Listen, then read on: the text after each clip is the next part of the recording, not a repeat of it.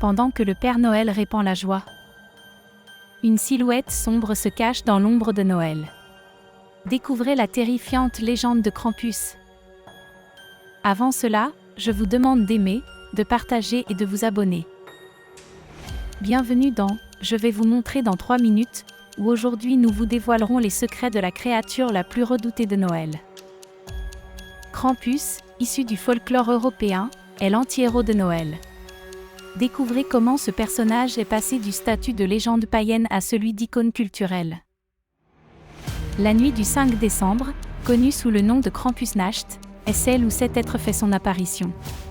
Découvrez ce qui se passe lors de cette sombre célébration. Tandis que le Père Noël récompense les bons, Krampus punit les méchants.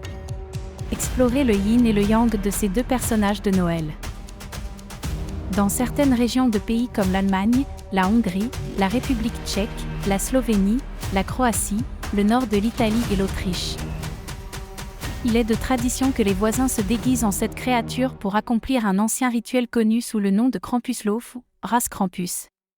Ils portent des costumes en peau de mouton, des masques démoniaques et des cornes de chèvre.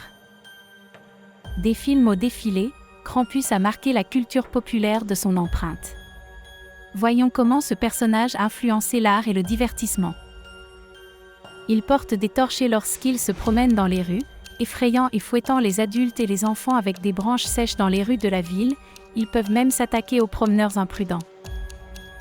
Autrefois, il était également d'usage de proposer ce qu'on appelait du Schnaps Krampus, c'est-à-dire une eau-de-vie de fruits distillés.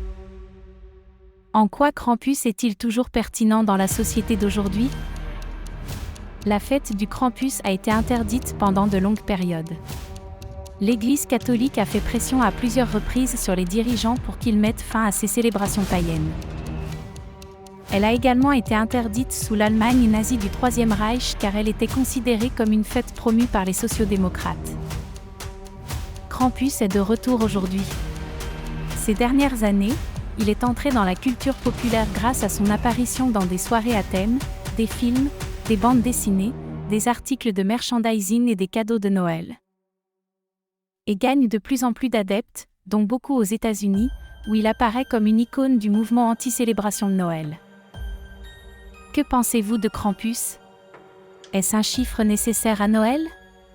Partagez vos réflexions et n'oubliez pas de vous abonner pour des histoires plus fascinantes.